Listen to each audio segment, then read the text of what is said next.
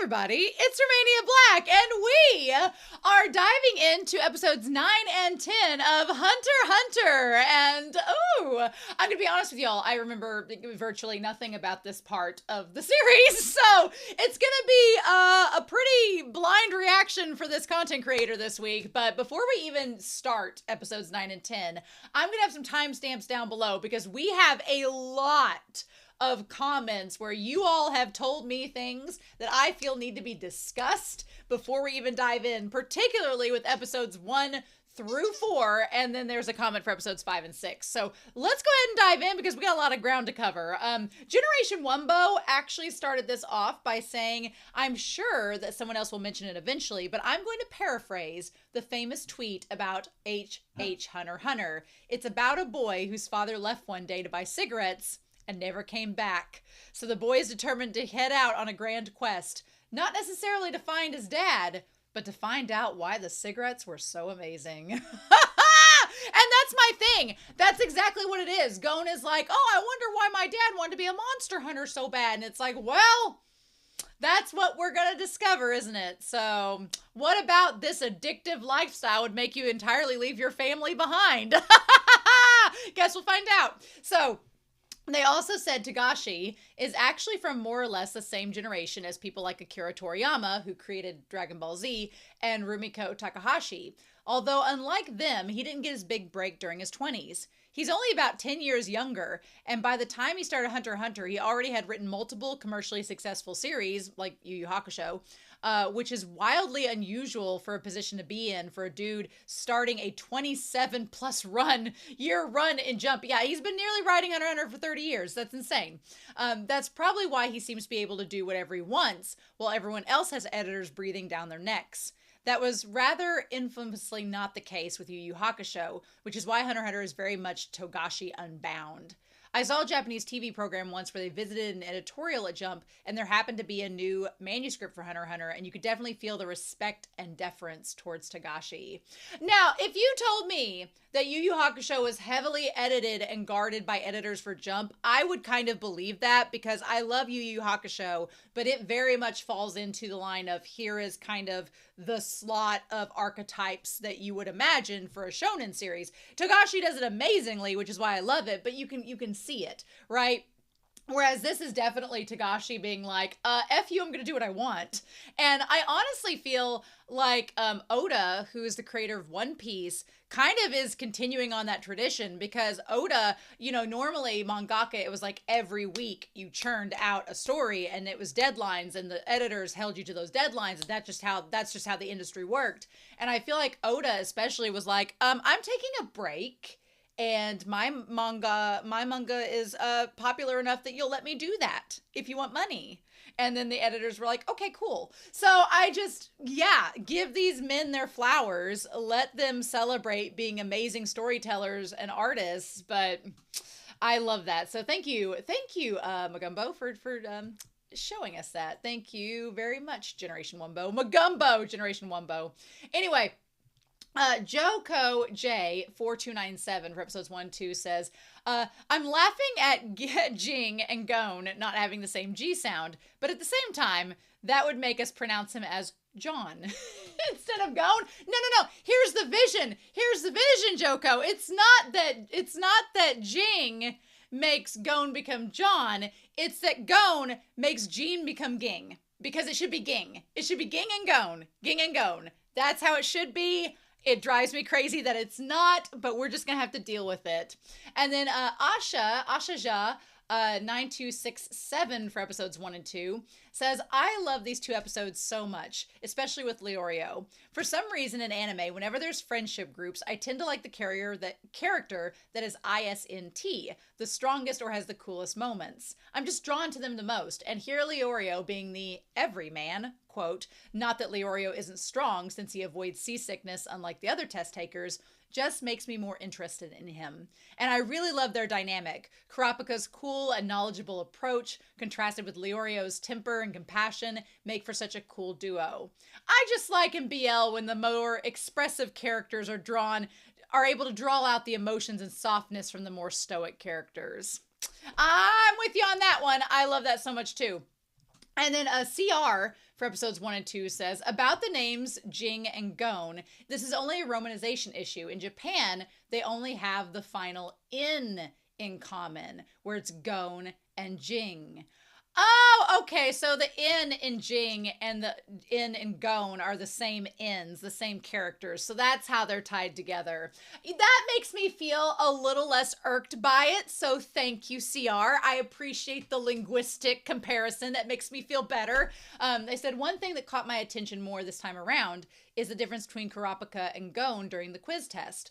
Both reached the same conclusion, but Kurapika had an intellectual approach, figured out the trick, and was done with it. While Gon went through the moral aspect of the question, got stuck in his thoughts, completely forgetting about the test. Actually, Leorio's reaction in contrast was a burst of emotions and frustration, which makes it even more interesting. I honestly kind of wish that Killua could have been in that scene to see how Killua would have reacted to it. Killua probably would have threatened their lives and they just let him go. But who knows? So then we have a couple comments for episodes 3 and 4. Rose Jennison says, I've been watching another YouTuber react to Ouran High School Host Club, and every time the twins pretend to be in love, the YouTuber is naturally uncomfortable, and it prompts a bunch of people to comment, there's nothing we can do about the twins. Having watched a good amount of Hunter x Hunter, I now feel compelled to do the same. There is, unfortunately, nothing we can do about Hisoka. Yeah, I've seen Ouran High School Host Club, and the twin, I know in Japan, like the twincest thing in Japan is like a cultural thing and people are fine with it. Game of Thrones has conditioned me to say no, but you all do you. So yeah, no, there's nothing we can do about Hisoka except talk about him as we get to him. So I was asked by the moderators if it was okay to know the ages of some characters. And I was like, well, as long as it's not something that's going to be relevant and a plot point that's a big reveal later on, I don't care to know. I just don't want to be spoiled if it's like something that I'm going to react to, right? So Pixie Dust and Fire, as well as Blue Blade 1645, said that Kurapika is about 16 or 17. So he's a lot younger than I thought he was. I thought he was like 21 or 22. No, he's the designated middle child, and Killua is the baby of the group by a couple of months. Killua gives youngest child syndrome all over the place. All over the place. And Leorio is kind of like the disaster older child. I feel like elder children are either like super on top of it, super responsible, super like type A, or they're disasters. There's literally no in between. And Leorio being the disaster eldest sibling checks out.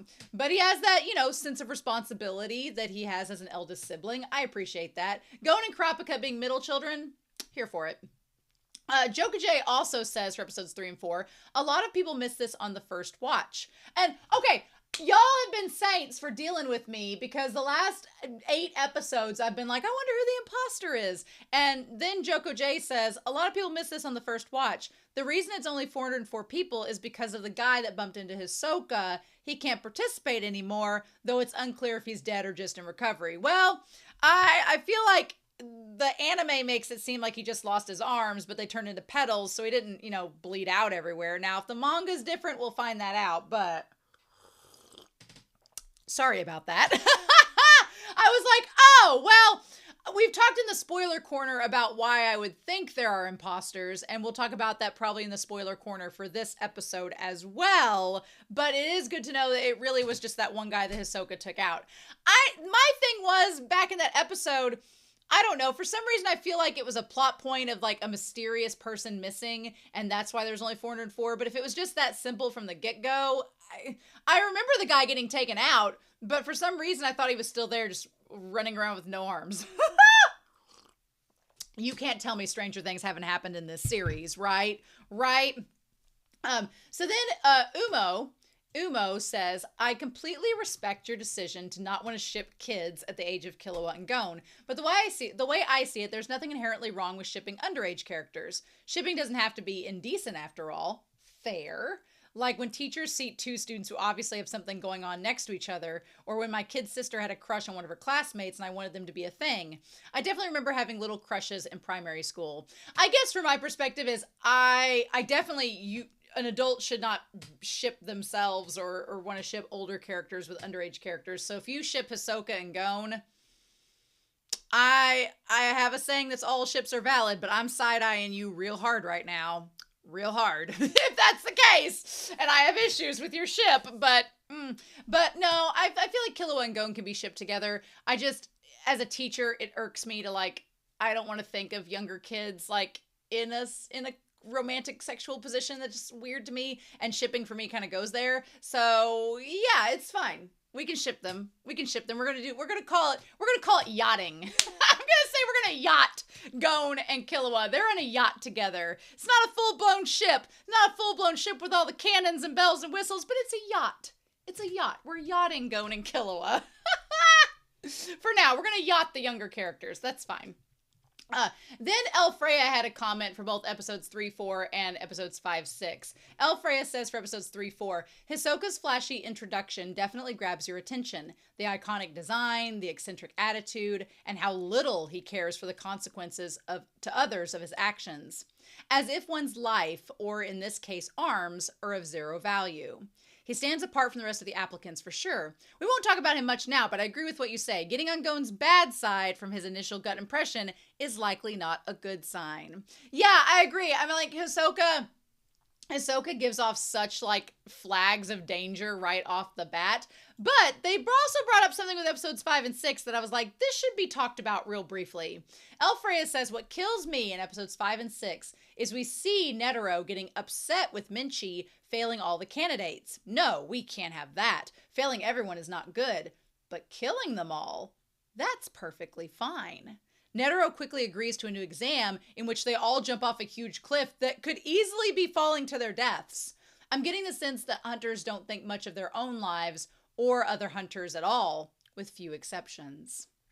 I feel that I've talked about how shady this organization is. That's definitely like a shady factor that we talked about in the discussion. But I think that is interesting to point out. It's almost as if Netero was like, oh, wait a minute. You know, you could look at it a couple ways. One, does Netero know about Gon being related to Jing?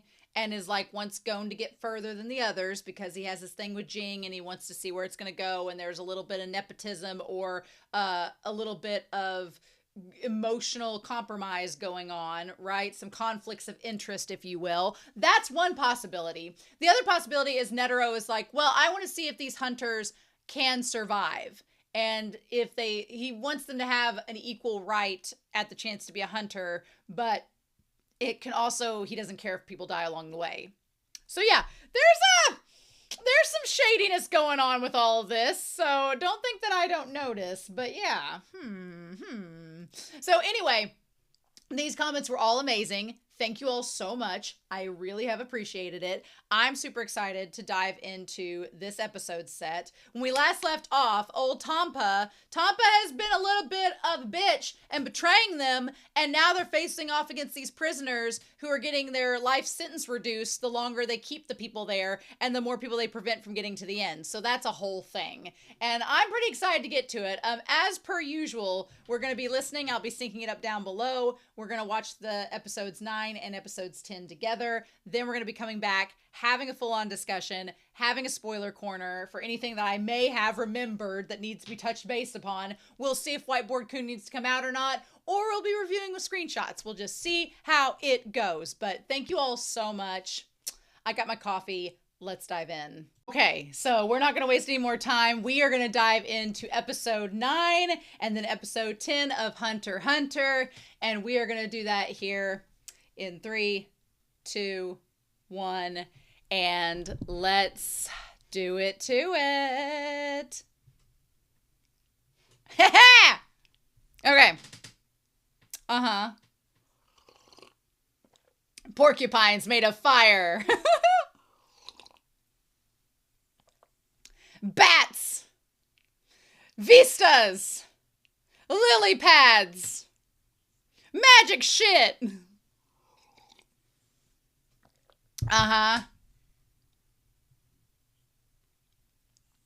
Everybody's after this glowing ball. And it's the Hunter x Hunter, like, organization. Ba Ba-da-da-da-ba-da-da-da-da. Da-da-da-da-da. Gon is so freaking precious. That's right.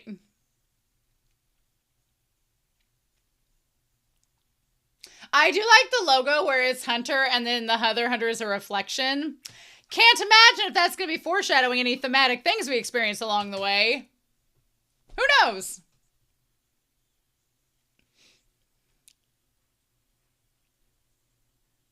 The opening of this series is like everything's super like cheerful and happy. And it's like, there's an undercurrent of despair here.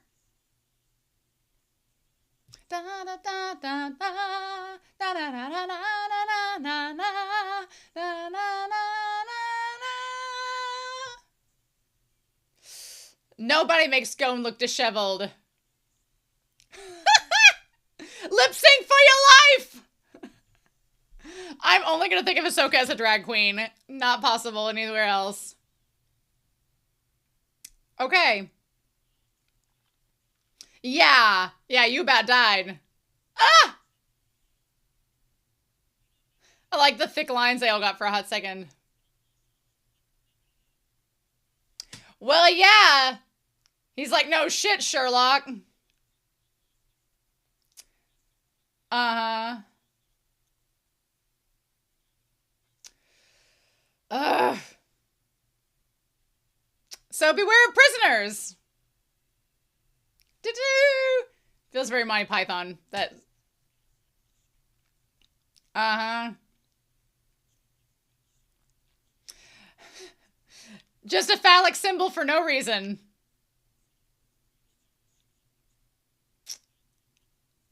Uh-huh.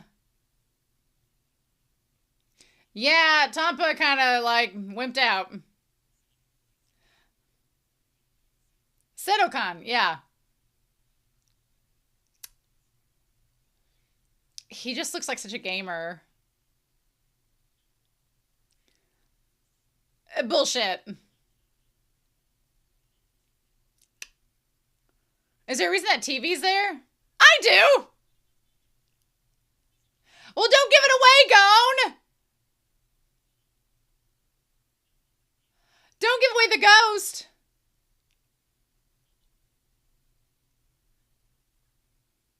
I don't remember this. Oh. Oh. Sure! It's easy to understand. Is his like a never-ending Oh.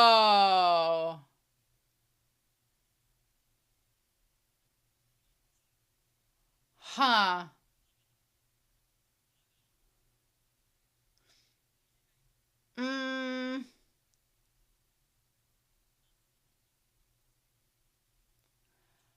Oh, wow. Right. Does it matter, though? Right.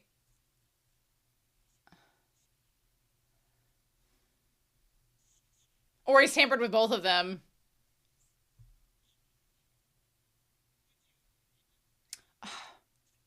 Yeah, what?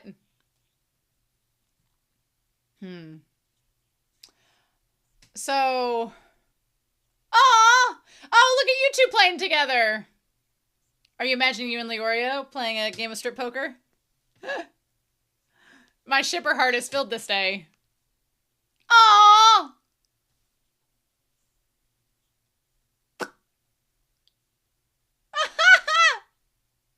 So cute!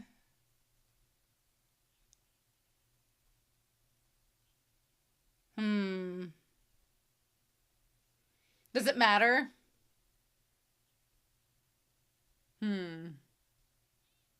Ha! Gon's like, pick for me! I don't think Gon cares either way.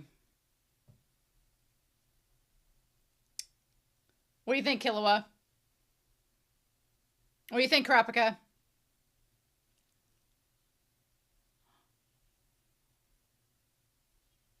All right.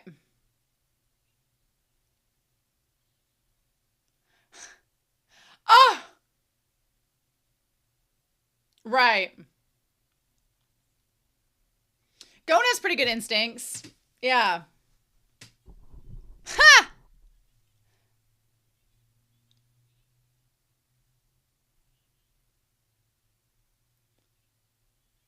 Oh my god! Yep, sure.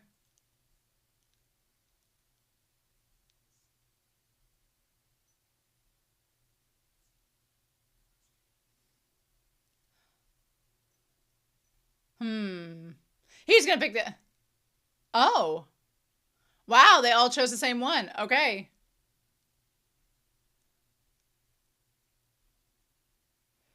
Is one of them a bomb, maybe?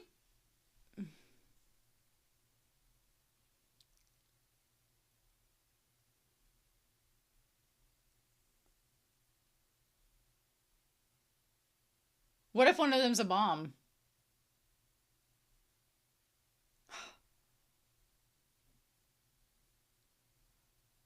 Let's get Koopa Jr. over here. He really does look like one of the Koopalings in human form. It's like a stick of dynamite wrapped in wax.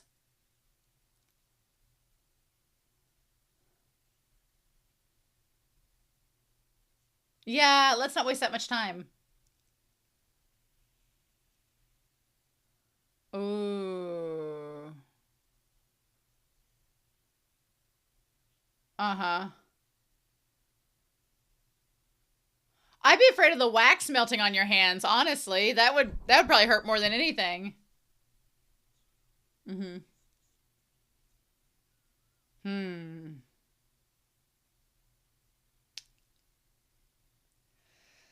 Hmm. Little Gone, he's so cute.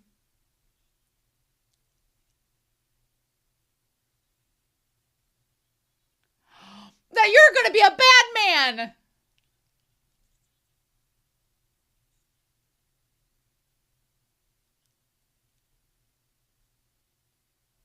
Oh. Uh-huh. Oh my gosh.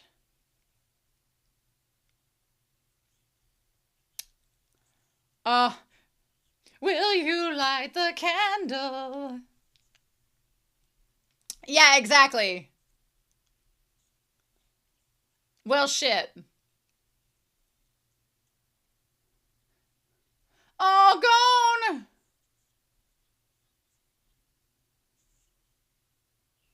Yeah, well, they didn't say he couldn't do it. He's like, oh. Oh. Oh.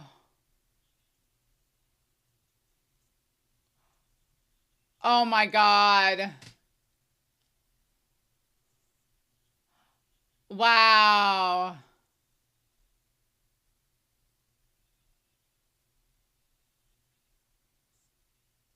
Ah.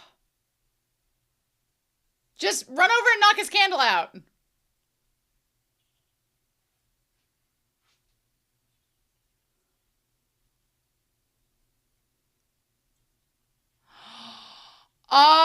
Oh. Yeah, bitch. Oh yeah, yeah.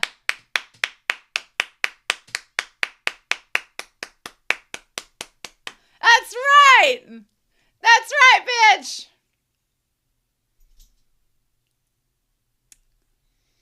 Nice.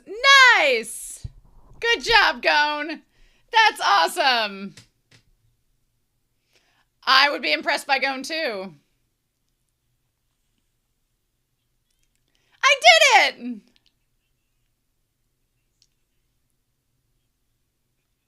Well, what about Killua? Mmm.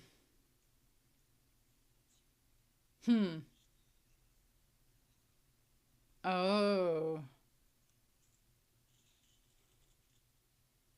Okay. That was so good. I forgot that's how Gon won. Love it. I figured it'd be Kurapika because we're talking about sacrifice. I'm like, is this going to go back to the clan that Kurapika lost? I figured it'd be Kurapika.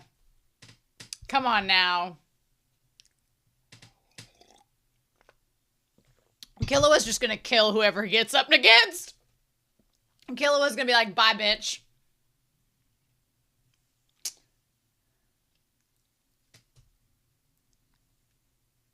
I feel like Kurapika's going to win, but then Leorio might lose, and then Killua's going to be the tiebreaker. Oh! Hello! I don't remember this one at all. Lippo! Aw. Hello. Oh, wow. Fraud and blackmail. Majitani, yeah. I mean, Franken fine, y'all. Franken fine. Uh-huh. Oh, Kurapika's gonna be like, I've killed more.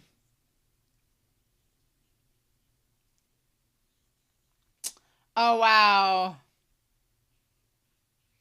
Kurapika's like 19? That's all you got?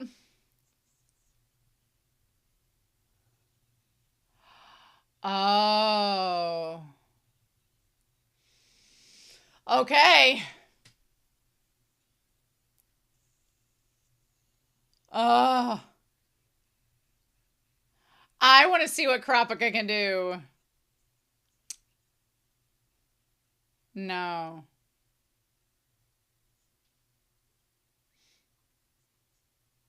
Uh-huh.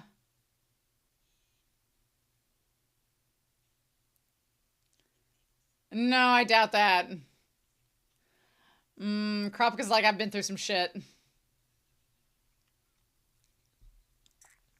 Ooh. I figured Killua would be the one to kill, but I think it's gonna be Kurapika.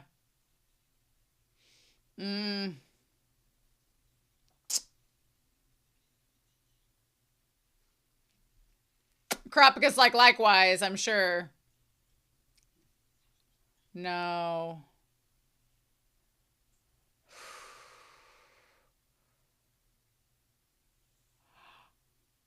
Oh, bitch. Okay. No. No. This whimsical music is going to turn real dark too soon. Mm-mm.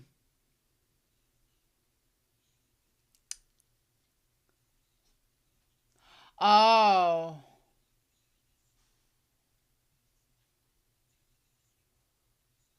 Uh-huh.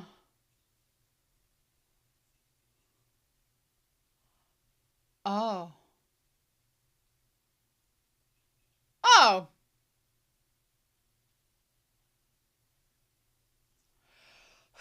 Kurapika is so tiny.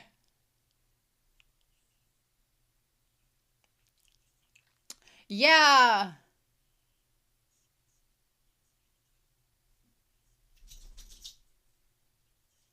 I mean.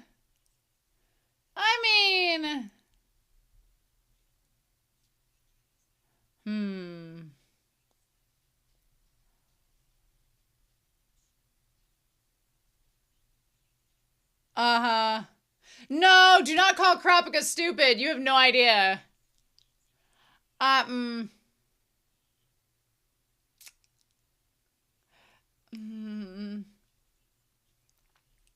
Do ya?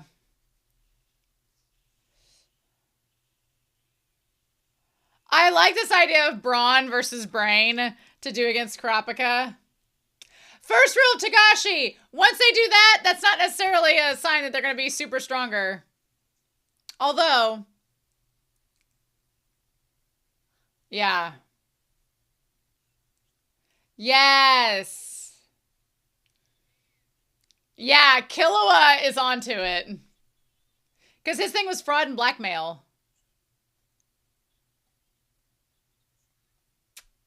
Yeah. Killua knows! He's like, yes, we're on the same page, Gon. Besties. Yeah.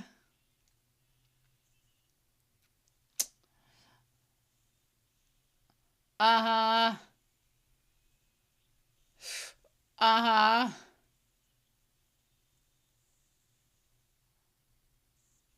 Uh-huh.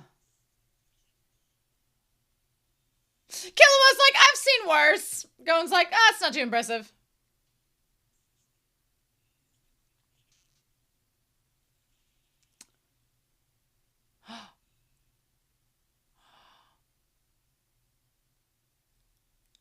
Oh. With 12 legs. Oh.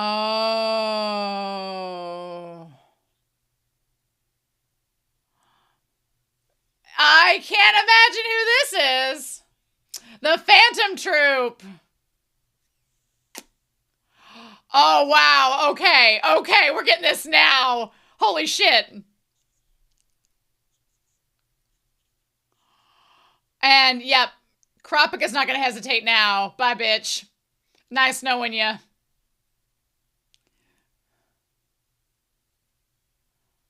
Oh, shit. Oh, shit.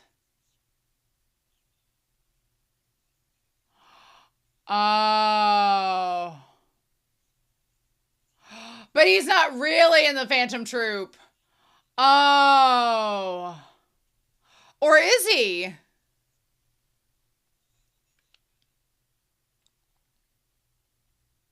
Yeah. No, I doubt that. You wouldn't reveal that if you really were.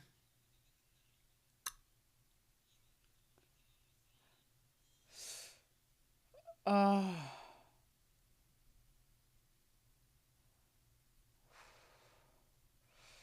Oh, shit.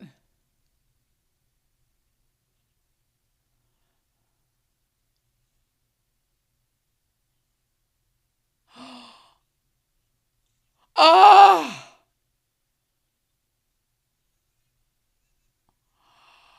Oh. Oh, bitch. Oh my god. Let's not. Let's not mess with Kurapika, shall we?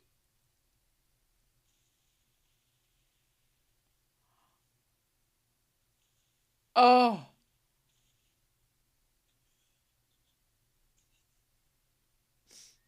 Killua's like, all right, it's about damn time.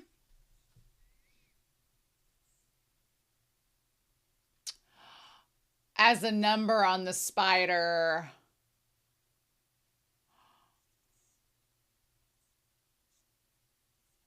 Oh.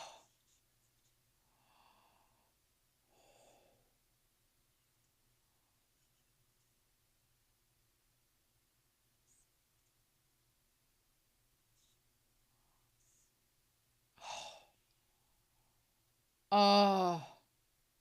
Ho. Ho. Ho. Yeah. Yeah. Yeah. Let's not. Yeah.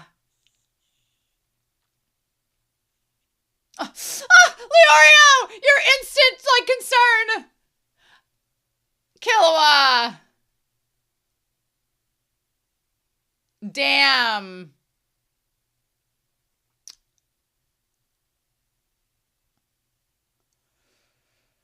Whew!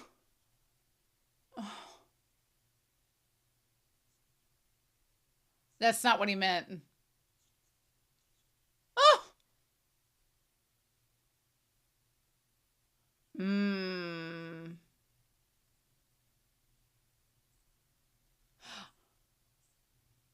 Oh. Mmm. Yeah, no joke. Literally.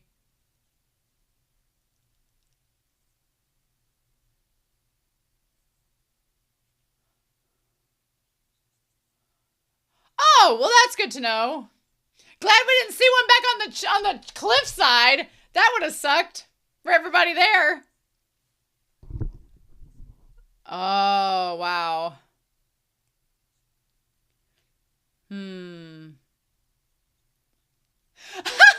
That's what Gon took away from that conversation. Yeah, that didn't do you much good.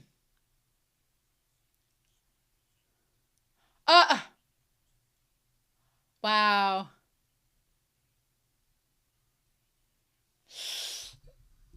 Uh-huh.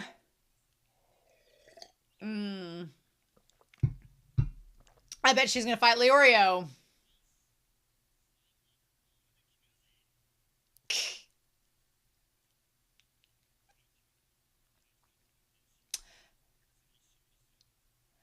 Yeah, no, I think it's gonna come down to Killua.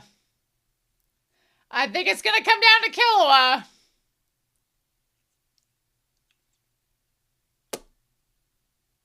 Damn. That went by too freaking fast. That went by too freaking fast, y'all. Okay, we're gonna go straight to the next episode because I need to know how Leorio is gonna mess this up. We're gonna start that here in 3, 2, 1, and let's begin.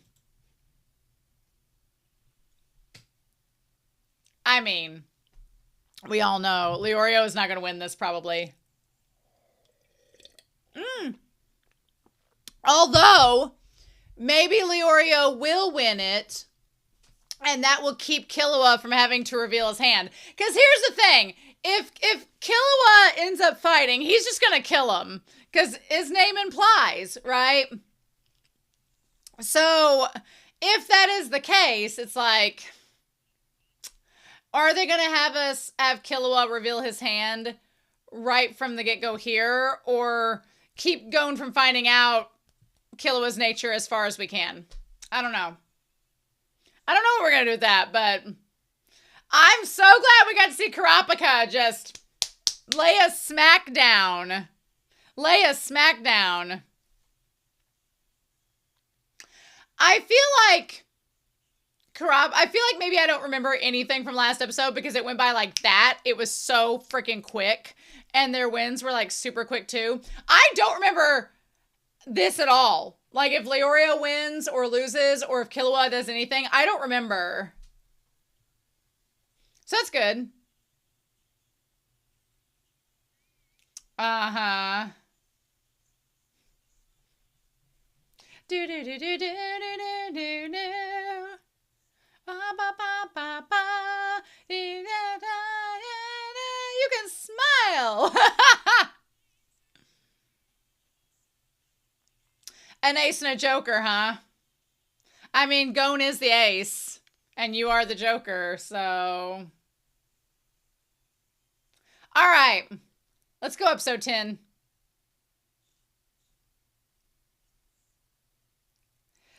Damn.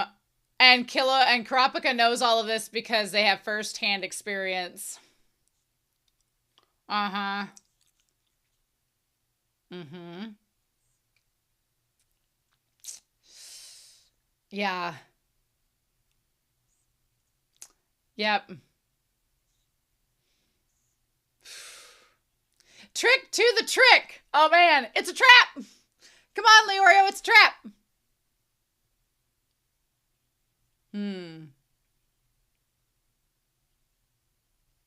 Well, I don't know.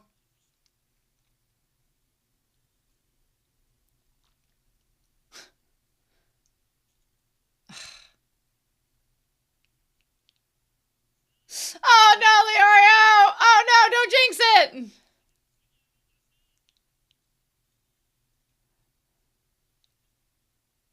Damn it. Not a bisexual disaster's worst nightmare.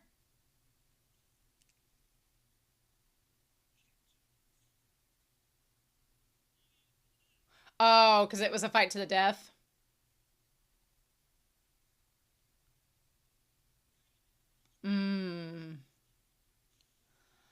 Ah.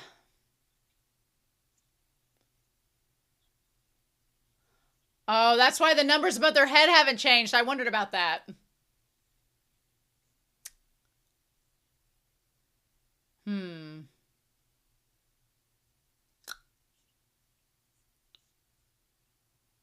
True.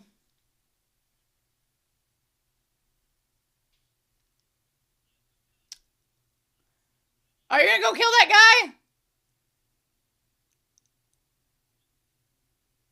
Oh.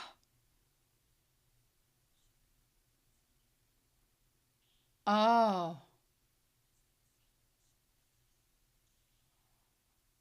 I do like Kurapika's conviction. I'm not just gonna kill him randomly for no reason. Mmm.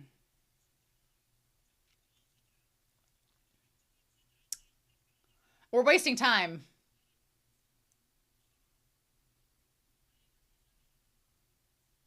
Oh, but that could be a long time.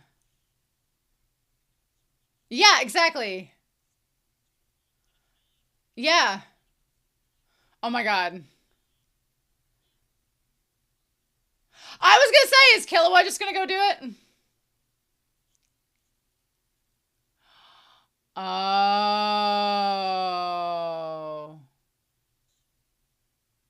Mmm.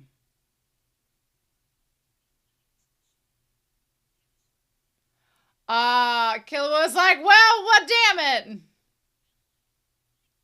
True. Right. Uh.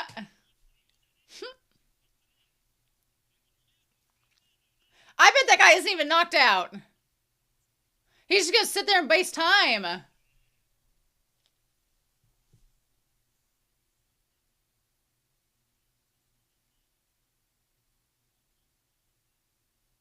Tampa's gonna waste time.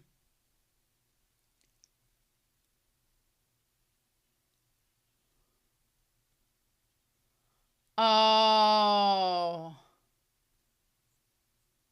Mmm. Damn it.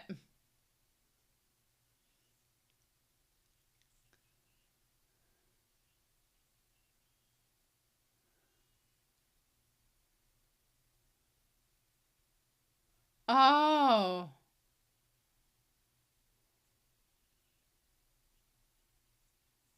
Oh.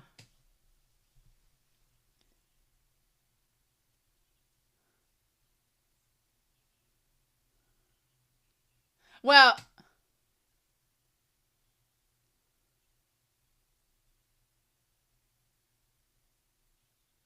he's just gonna sit there.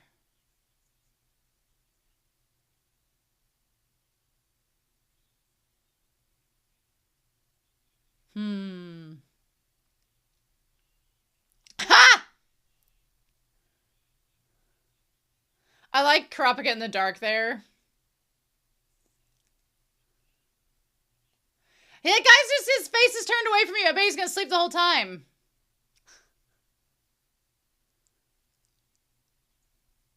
Ah! Ah! Oh my god! Yes! Mmm.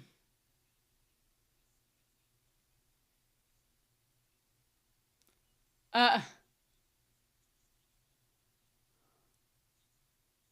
Mmm. Uh-huh. Uh-huh.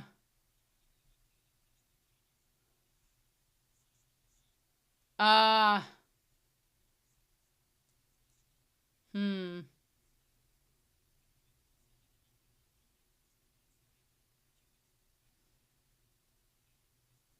Hmm. I love Leorio's face in there! Oh my god! Yeah. Oh my god, everybody's stuff in the corner there.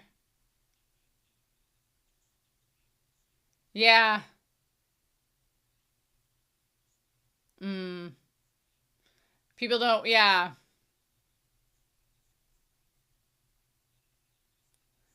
Yeah.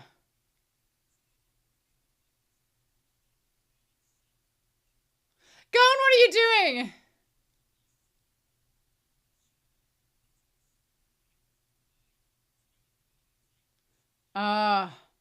Look at Gon getting ready to peer way out of here.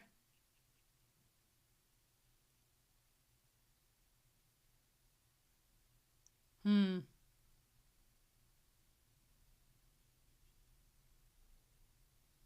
Hmm. Oh.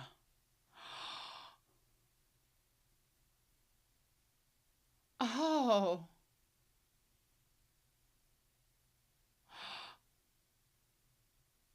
What? Hisoka's like, green's not really my color.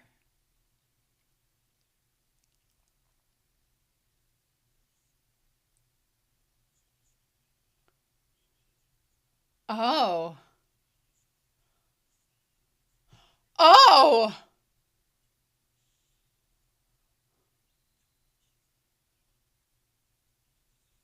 Oh, wow.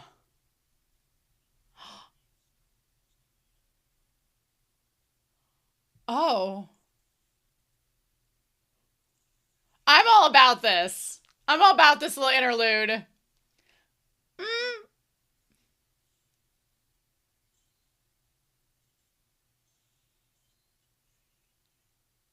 Oh, that just seems unnecessary.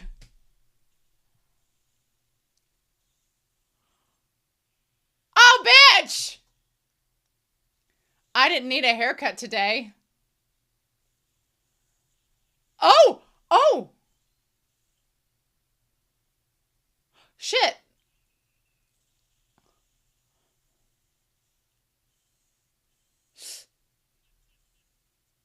Oh my gosh. I don't like him getting sliced up even if it's Hisoka. Oh. I mean, this man is limber. Look at how flexible he is.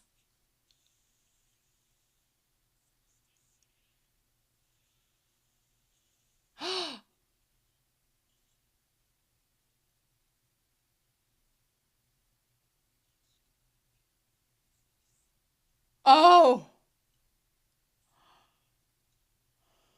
Oh, buddy. Oh, buddy.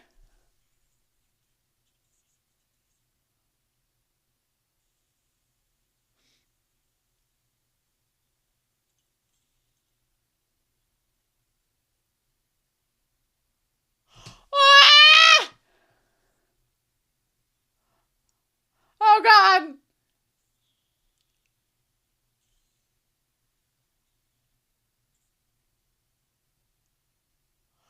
And that's all she wrote. And that's all she wrote. Oh, his. Oh! Ooh! That's crazy. That was crazy. I needed that. Break the monotony. Hisoka's little solo quest. He's like, I killed everybody else.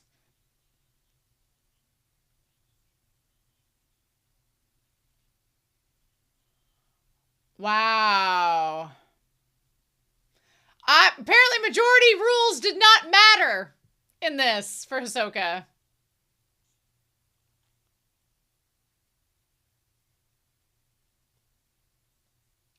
You're just wasting time. Go see if he's even awake.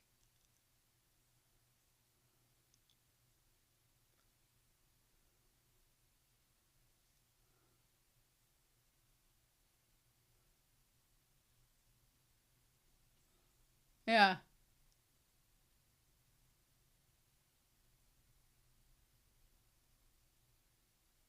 Uh-huh.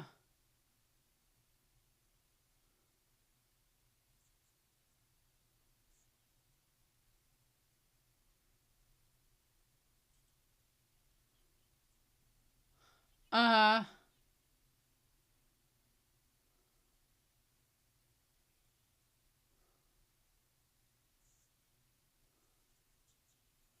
Can't you just go across the little step stool?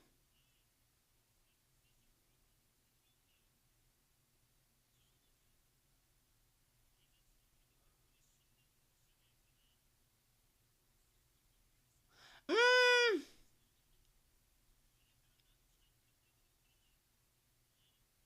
Yeah.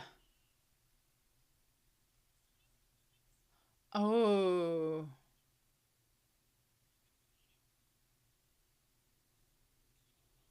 Oh. He's alive because his head's turned away from him, I bet.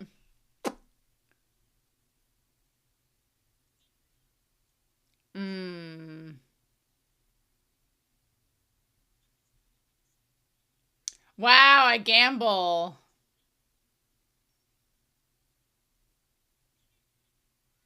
Hmm. Oh my God.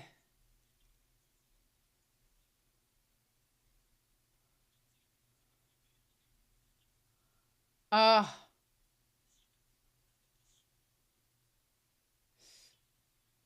Oh, I don't like this.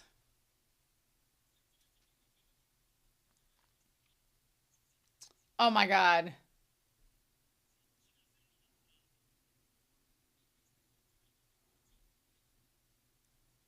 Hmm. That's not a lot of time. But if Hisoka can get through the whole thing in 6 hours, then 10 hours left would still give him enough time. Okay, and gambling.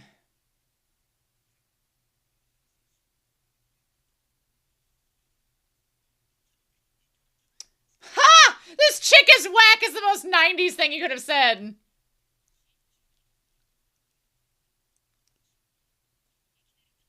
Yeah, that's like a day. That's 2 days.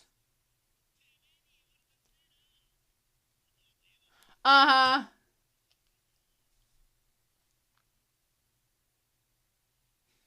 Killua was like, Mom, Dad, are we done fighting?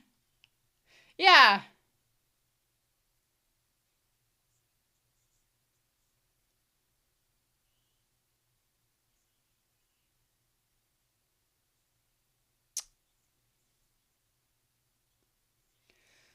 Oh.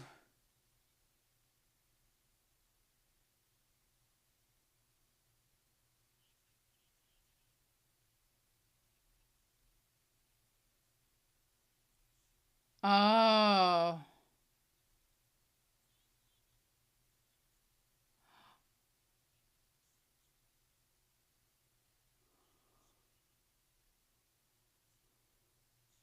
Oh.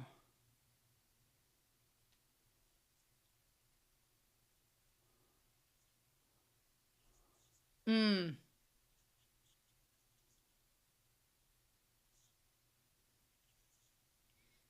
Oh. Leorio.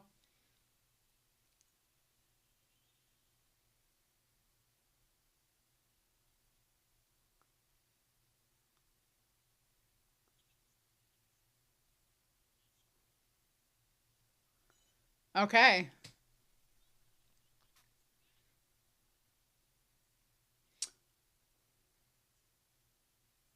Oh.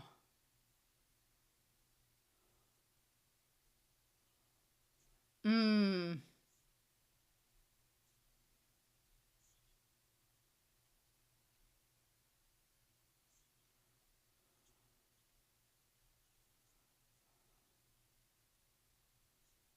Uh-huh.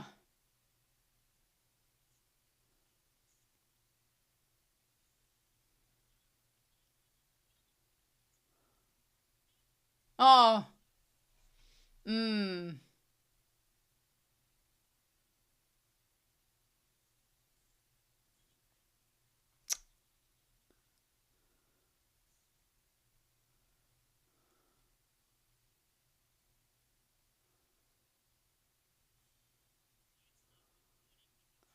Oh.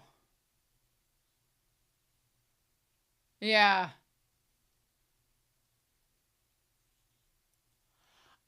There we go. There we go. There we go.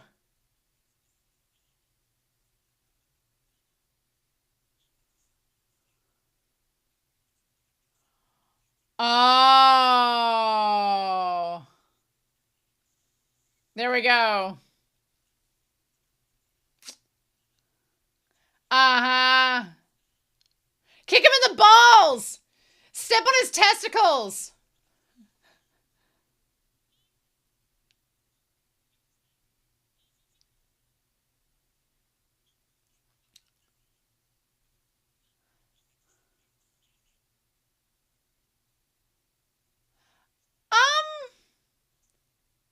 Kick him in the balls.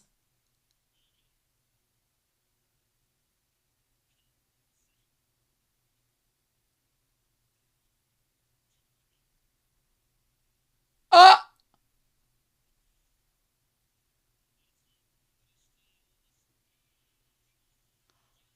Oh my God, yes! Yeah! Yeah, bitch! Yes!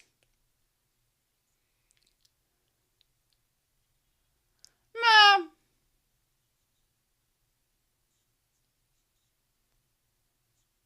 Uh-huh. Uh-huh. Nice! I love Kurapika and Gon!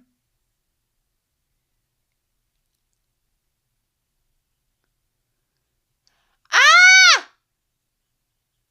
Love it.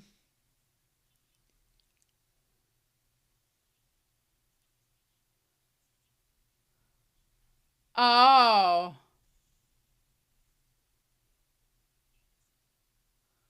Uh-huh.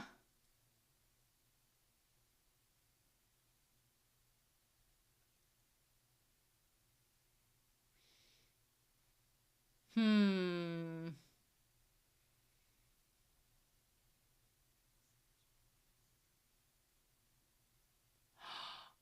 Uh-huh.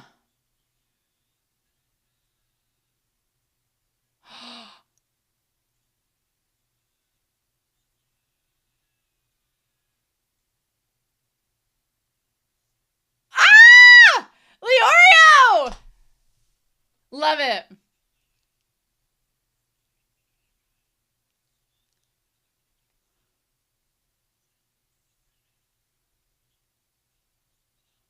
All right, there we go.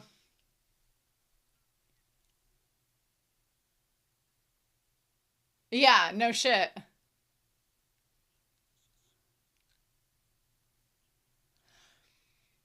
Nice. Okay.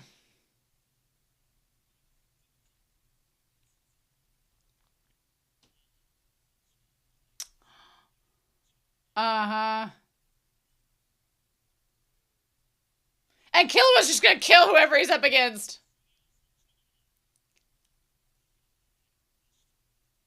Leorio looks so good there.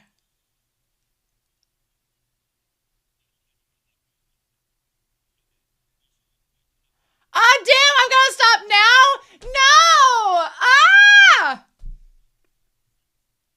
Dang it. All right, LaRoot. What we doing? What we doing? Son of a bitch! I don't want it to end now! I don't want it to end! Ah!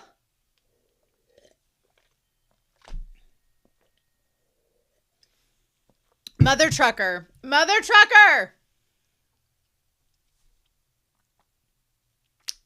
How dare they? How dare they?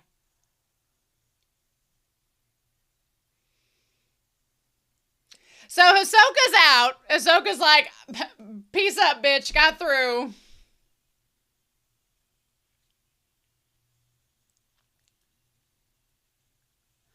I want to watch episode 11 and 12 already. This is going to be so hard waiting. It's going to be so hard waiting. I hate it. Well, we need to talk about these 2 episodes anyway, so it's fine.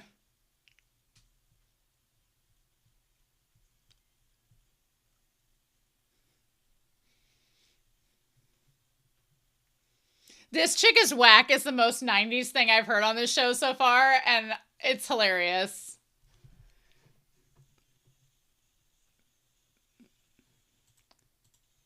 Oh, man. All right. All right. All right. Let's get down to brass tacks, y'all. Well, I want to watch episodes 11 and 12 already. I don't know if I'm going to make it into the comments for episodes 5 and 6 and 7 and 8, I don't think I'm gonna make it before I watch episodes 11 and 12. I'm sorry. I don't think it's gonna happen because you can't leave on a damn cliffhanger like that.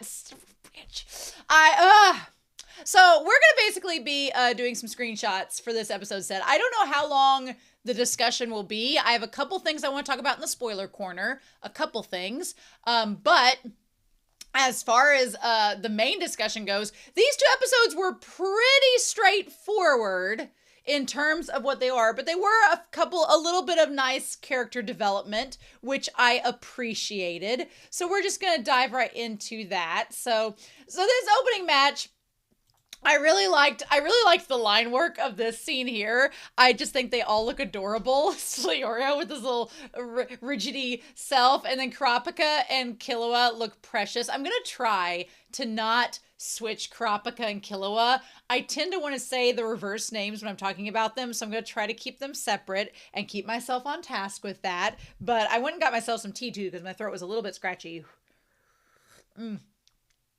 Heck yes, but it's a little too hot to drink right now.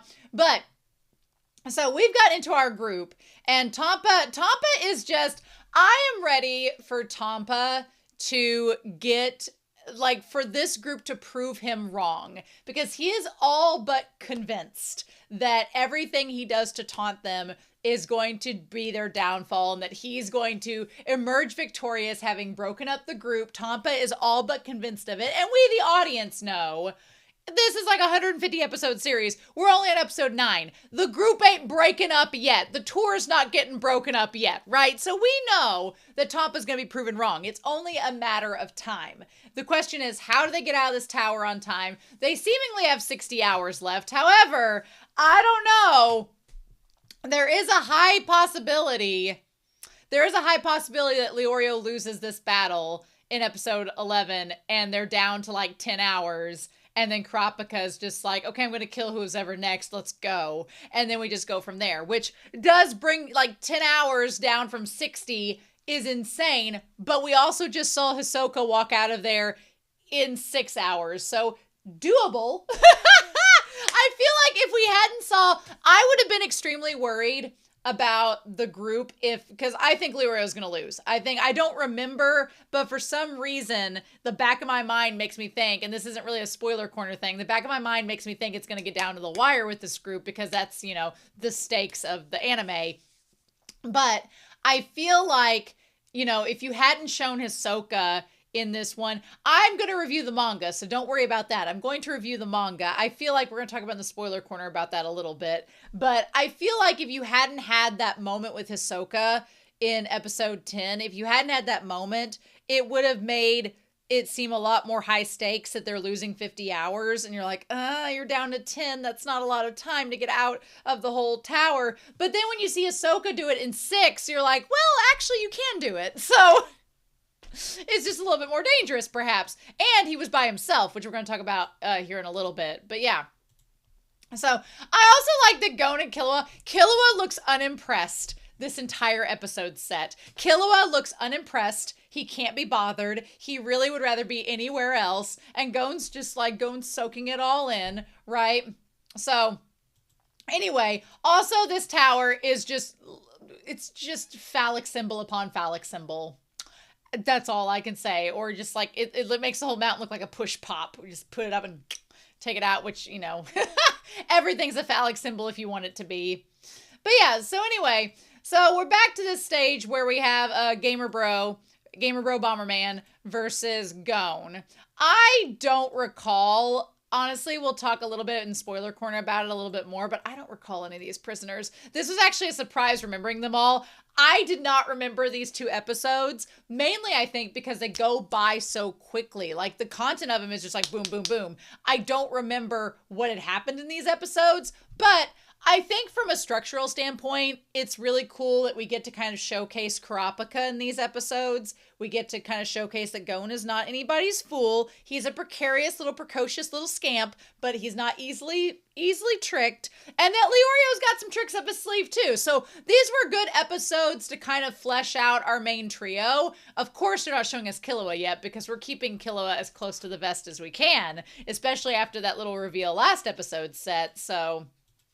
But yeah, so we got this guy, Setokan, who has 149 sentence for serial bombings.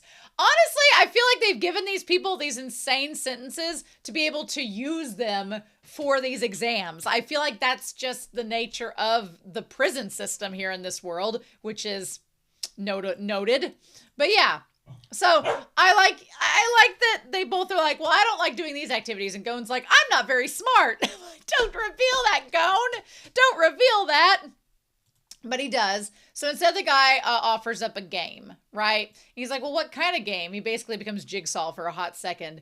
And he has the situation with the candles. What's interesting is when we find out he has multiple candles, it kind of gives him sort of like a juggler aspect to him, you know?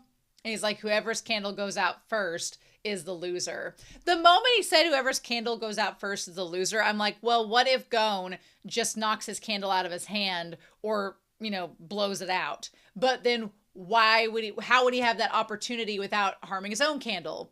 And honestly, Setokan kind of sets himself up for failure. He thinks he's tricking Gon, but then Gon's like, wait, this isn't going to get blown out by the wind? Oh, cool. Never mind. Let me go put yours out then. And he didn't even really put up much of a fight. So I had forgotten this taking place. For some reason, in my mind, I imagined that the candle had dynamite or something in it. And I think in my brain it's because I can remember like the flame getting huge and then somebody talking about it coated in oil. So I'm like, maybe the candle is a bomb, but it doesn't go that extreme, right? So I want to go back to where he like gets knocked down and where he sits down and he's like, you get the choice. Before that though, we get a couple little shipping moments in this episode set. So the Leorio and Kurapika shipper and me would be amiss not to point these out to you all, but this little table scene where they're playing poker, freaking cute, so precious. I love that in Kurapika's mind it's just them and Leorio as the example. And I love that it is literally Kurapika fooling Leorio. I mean, could have chose anybody else to play against. Their facial expressions are so cute. Their facial expressions are adorable in this scene. So precious. I love it. And then, yeah, Leorio just getting completely trounced. So cute. And he just slowly sinks down. That was great. Love that. Freaking love that so much. The shipper in me is so pleased with all of that. So yeah, so he sits down there and he's got the two candles. And he's like, you guys can have a majority decision to discuss it. Now, of course, the other prisoners can see what's going on. And then we have that one in the very back against Killua that I'm very curious about. And Gon's like, hey guys, which one should I pick, gee golly willikers? And, and that's when he goes, okay, you see the hand there? So he's going to switch those candles out as soon as Gon picks. Interesting. And Kurapika's like, what should we do? Like, it's kind of a lose-lose either way. It's a gamble, right? Honestly, it didn't matter. Whichever candle Gon picked, he was going to swap with one that was doused in oil. So, in the long grand scheme of things, his plan probably would have either worked whatever direction it was. I like Killua was like, should we go with his instincts? He doesn't think a lot. I always like, though, when Gon kind of proves Killua wrong. That's really fun in this, whenever Gon proves Killua's, line of thinking to be not exactly as straightforward as what he thinks. So yeah, they all choose to let him go with it. And then they light the candles. All I could think of during this was, will you light the candle? Like the Rent song. Could you imagine Hunter x Hunter and Rent? Crazy. So yeah, what's kind of cool in this is that usually in anime, whenever you have like a flame or a light being lit, it's a sign of knowledge or of some secrets or secret knowledge being shared, which is kind of what happens in this episode. But then we go back and get to the Hisoka scene with the one guy. There was all the candles being lit. We'll go back to that scene here in a little bit and talk about it. But yeah. So anyway, they're like, how long is it going to take the candle to burn down? 5 or 6 hours, which really, that would have knocked things down and made, if they had taken the whole 5 to 6 hours, here's the crazy part.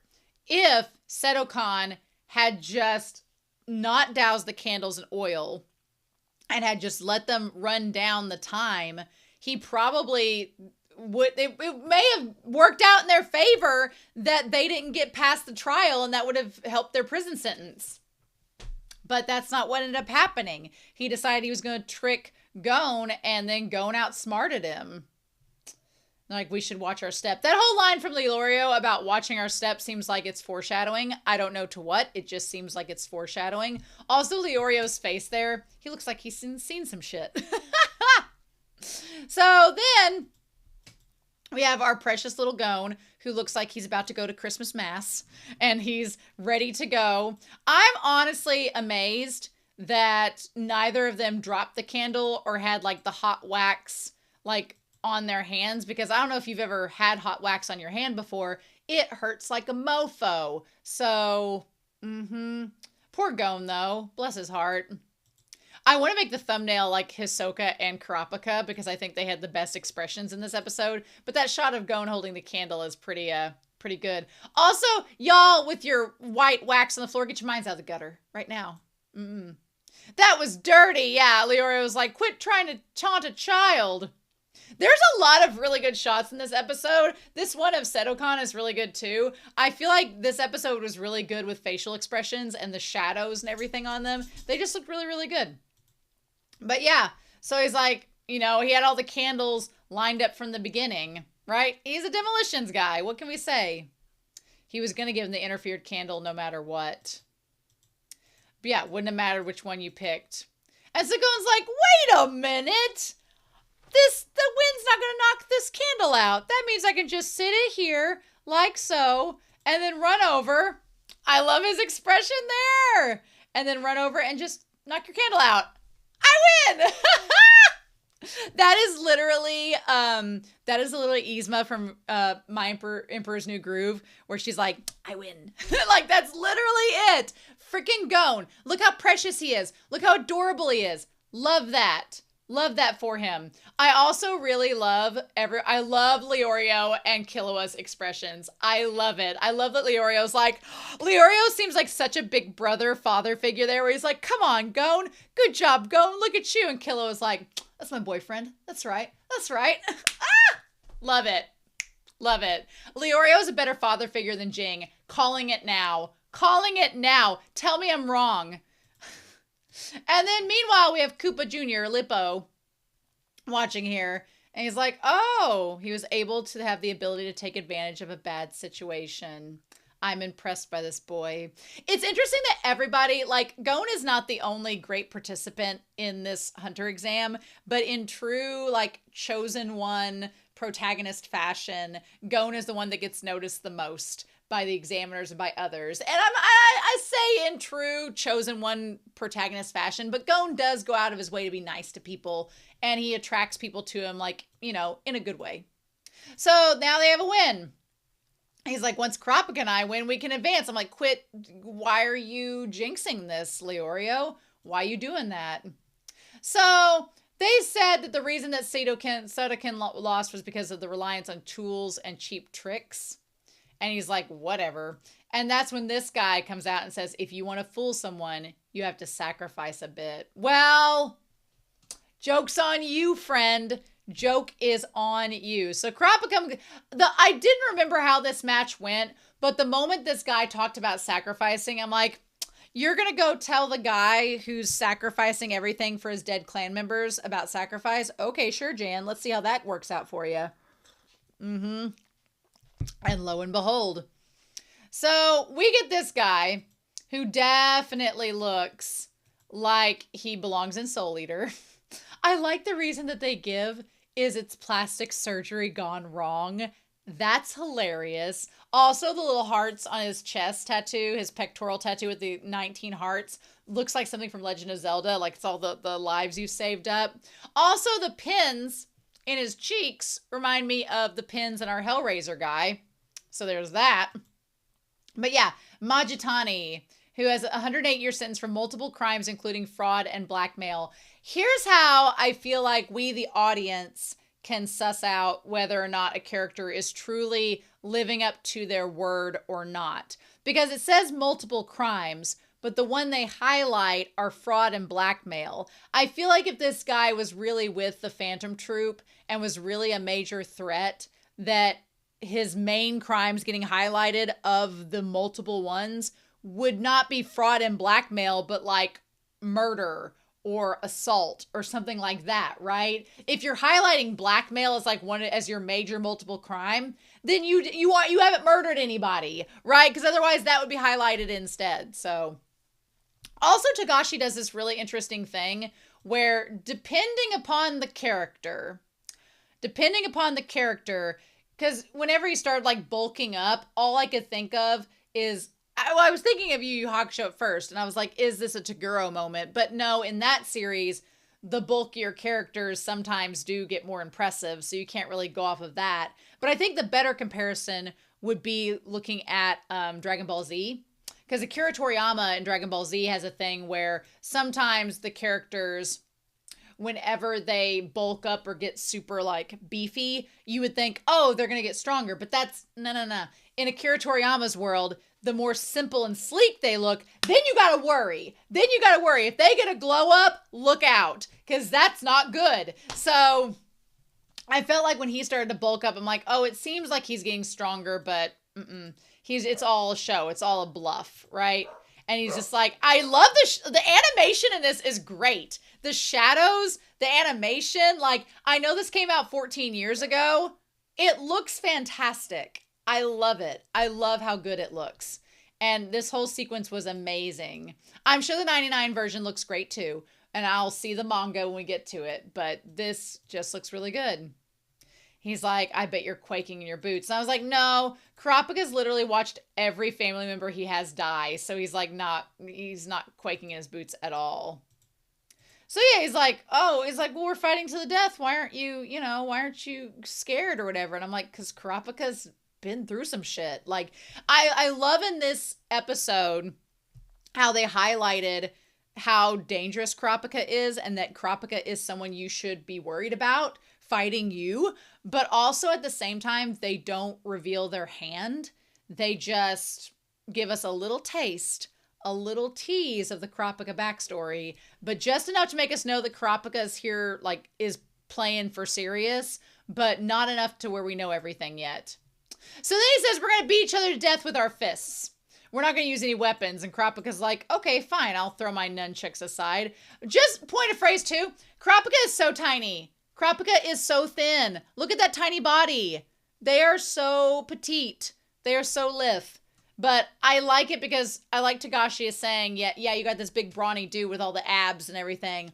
But Kurapika's conviction and Kurapika's dedication and rage is more powerful than your abs.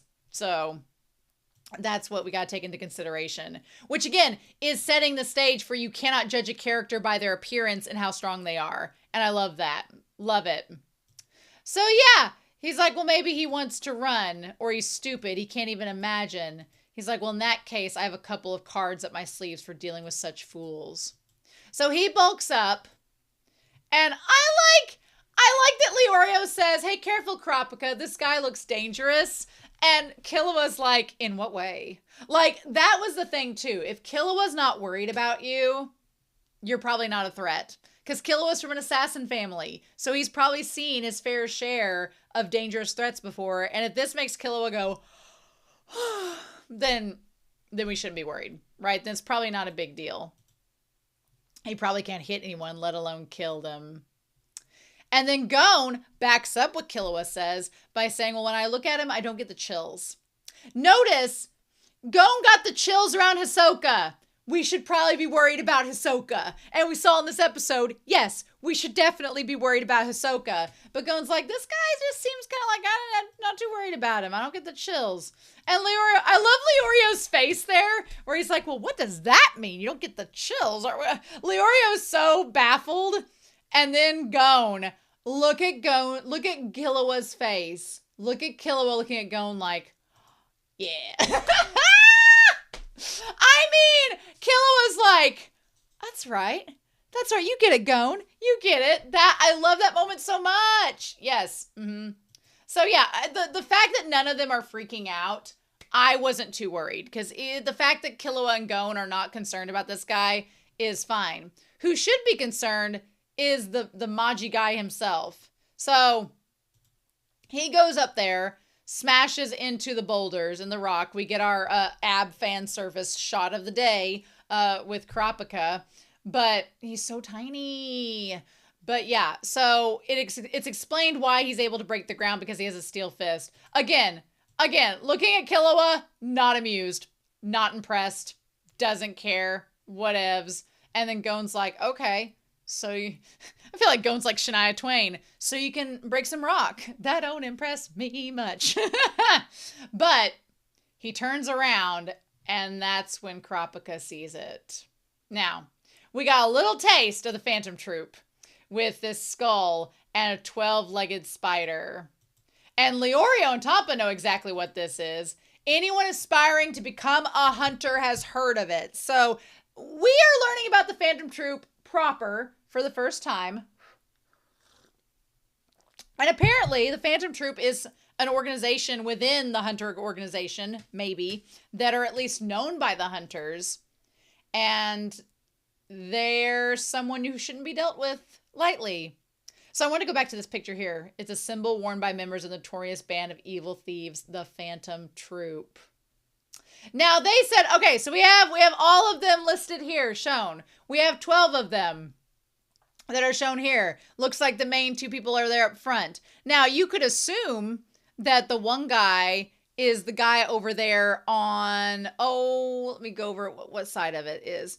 We got 1, 2, 3, 4, 5, 6, 7, 8, 9, 10, 11, 12, 13. The 12th person, right? But it said there were 12. Here's the thing. When they said there were 12 legs of the spiders, but there's 1, 2, 3, 4, 5, 6, 7, 8, 9, 10, 11, 12. There's 13 people there and 12 legs. So unless there's 12 legs of the spider and the spider's the 13th, that seems kind of weird. So they're assuming that this one guy might be the one member that's there. Interesting. Regardless, Gon's like, really? I've never heard of them. And Leorio's like, oh yeah, definitely. They're famous. I heard about them straight from Kurapika. They're famous because they kill people and they're murderers and they don't care about numbers of people that they've killed. And Kurapika just gets super pissed about that. Now, one thing that's worth pointing out is that Kurapika says all of the Phantom Troop members have a number attached to the spider, like which of the 12 they are, which of the 12 legs that they are, which is interesting. I'm under the assumption that Tite Kubo, in constructing a plot element of Bleach, adhered to this element of the Phantom Troop having tattoos with numbers on them. If you know, you know, but I'd like to think that Tite Kubo took a little bit of inspiration from Togashi in that realm. It just seems like it was an intentional reference. And he's like, no one would want to fight me. Here's the problem. If you have something like this going on, sure, the answer is going to be either nobody wants to fight you because they're intimidated by you, or you're going to piss somebody off like this and they're going to kick your ass because they want to kill you because they have that negative of expression about that. This is the classic Taichi from Chihaya Furu, which maybe the mangaka for Chihaya Furu took from Togashi too. Maybe everybody's inspired by Hunter x Hunter. But the classic, when you don't see a character's eyes move, that's when you should be worried. This here is giving you need to run away. You need to get as far away from possible. And it sets up the great reveal of Kurapika's eyes just being front and center, right? Saying, yes, I love it. Look at it. Yes. It looks so good. Those eyes, they look amazing. Yeah, like that could be one of the thumbnails or part of it. Them and Hisoka, those eyes. Oh my gosh.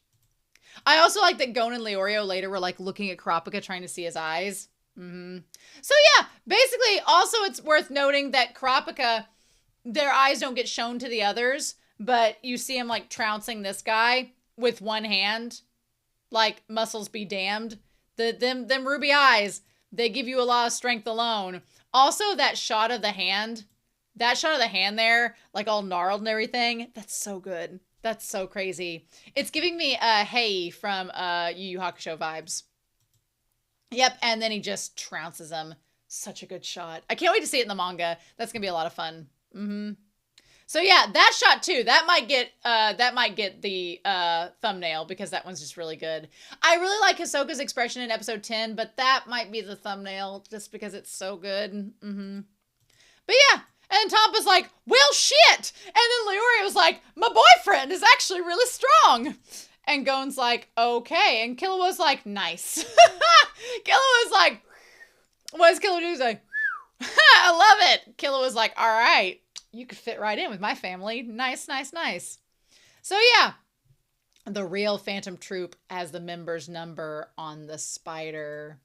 They don't count how many people they've killed. They don't bother counting. Kurapika knows all this because he has firsthand experience. And 3, never mention the troop again, or I'll kill you. God, what a perfect introduction into Kurapika's conviction and his rage and everything about him. I freaking love it. I love how he doesn't get like screaming. He's just like, let's not press the button, shall we?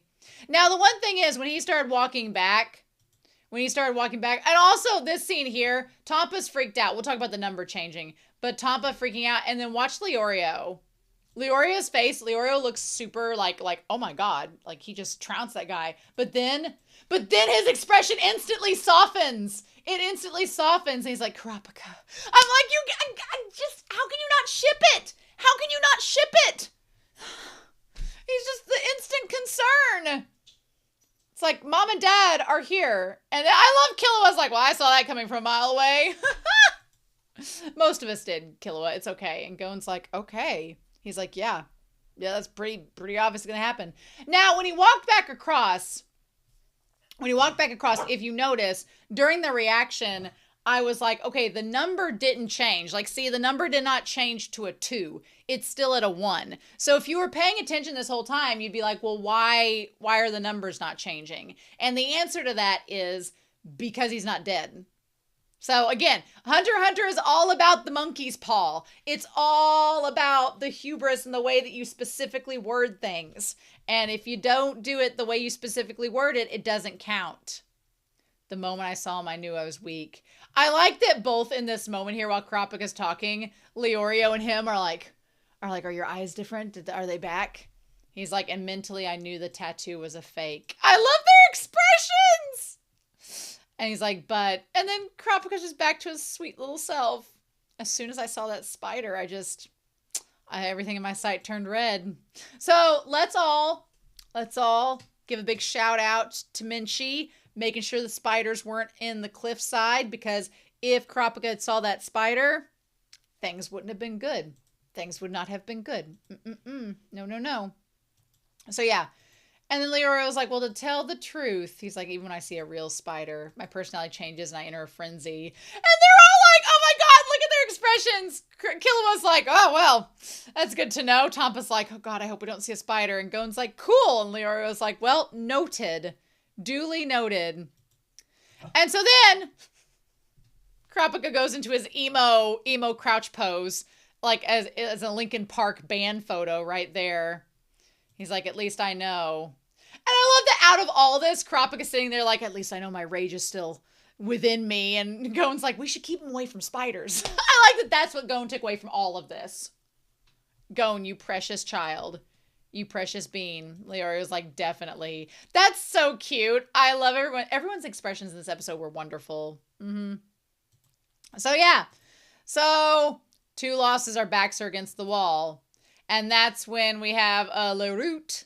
Leroute has an idea.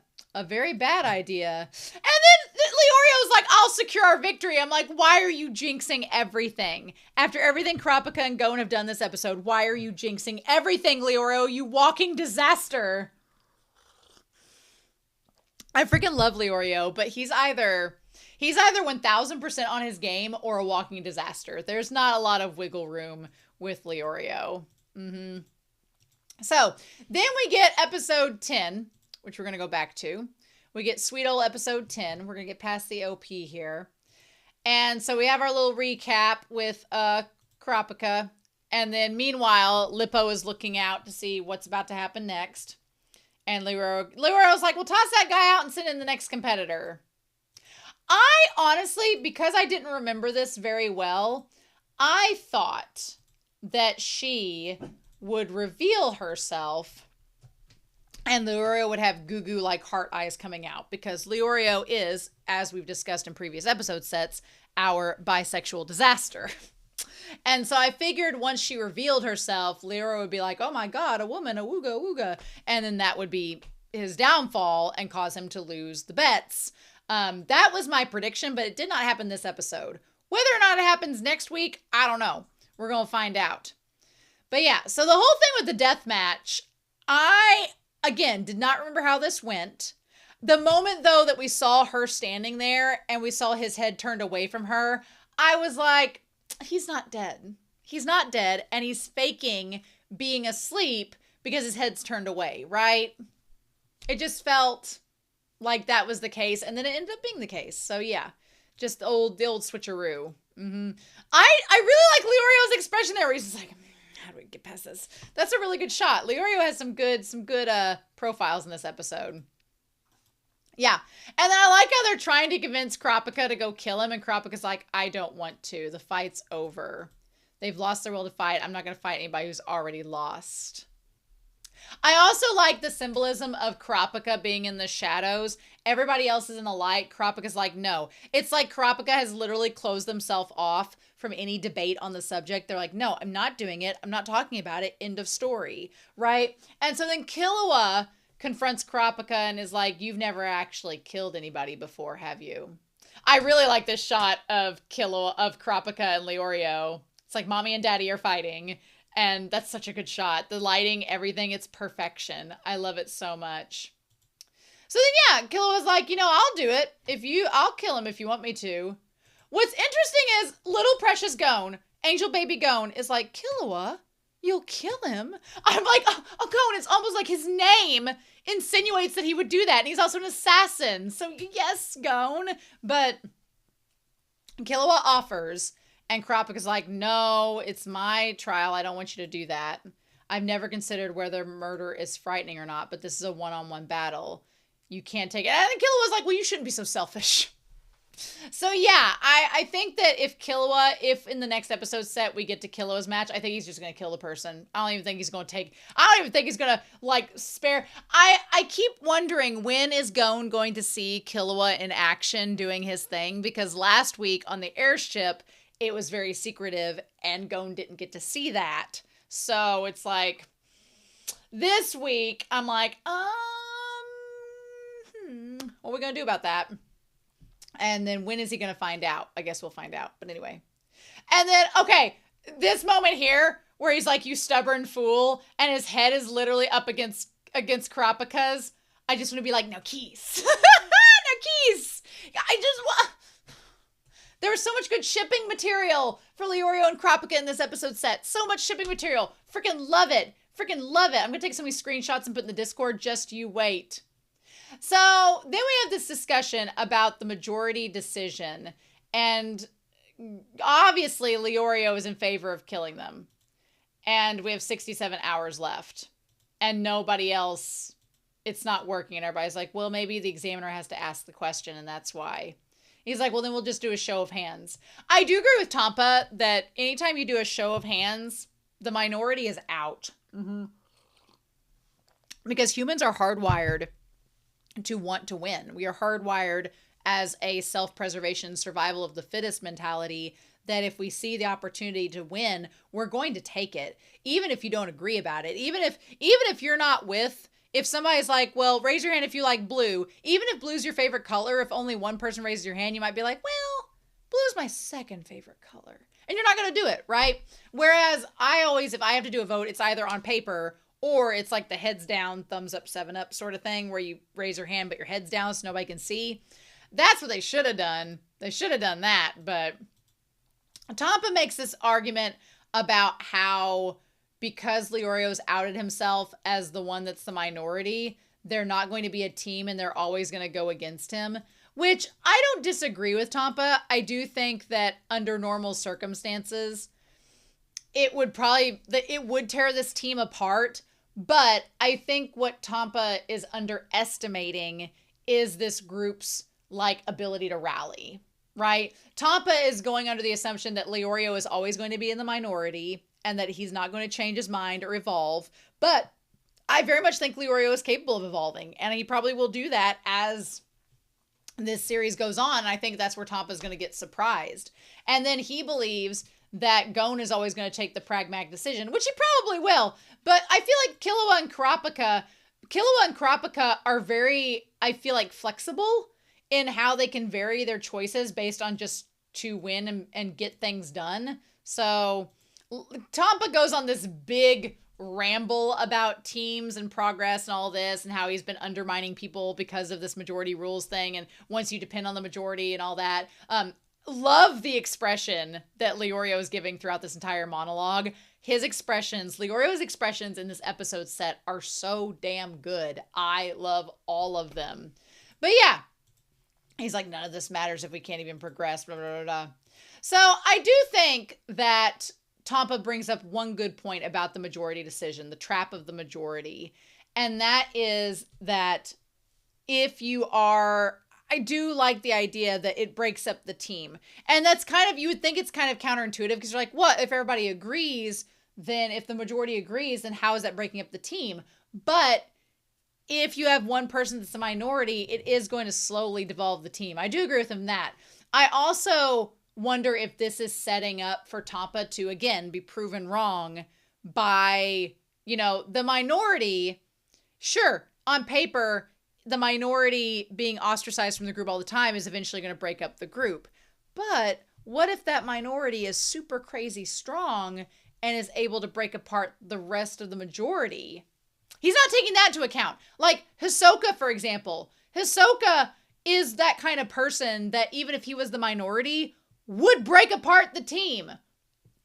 And it's not the majority decision that's doing it. It's the minority himself doing it. So I feel like Tampa is bringing up some good points, but I feel like this series, it's setting up this argument that I feel like the characters of our series are going to kind of trounce as the series goes on. He says this method appears to revere each individual opinion. However, in actuality, it suppresses the minority. I'm like, well, if the minority is strong enough, I don't know if it would matter. When they consistently find themselves in the minority, their opinion is always rejected, and their alienation leads to anger, discontent, and antagonism. Well, I mean, that describes Hisoka pretty well. He is a pretty big antagonist, and eventually the team would dissolve. Yep. I mean, I guess he is right in that sense that it could destroy the team and everything, but I just keep thinking Tampa's eventually going to be proven wrong. By someone else's dumb mistake. I love his face there! Leorio's face is so good! But having caught up in the spirit of the test, he's using the majority decision in unrelated situations. Yeah, he's caught up in the spirit of it instead of just getting down to some other reason to find a decision, right? Unlike when people press the buttons of their own watches, he says everyone knows who diverged from the majority. But when someone feels they have no say and their opinions are constantly rejected. I like that Killua and Kurapika look kind of pensive, but then Gon's just stretching through all of this. The group breaks down. I don't know. I feel he's like all 5 of them will fail the exam. I don't know, because again, even if one person keeps getting rejected, you still have the majority. You still have the other 4. I get kind of what Tampa's saying, but I'm ready for Tampa to be proven wrong. So then we get an interlude. Now look, I have not read the manga. We're going to read the manga eventually.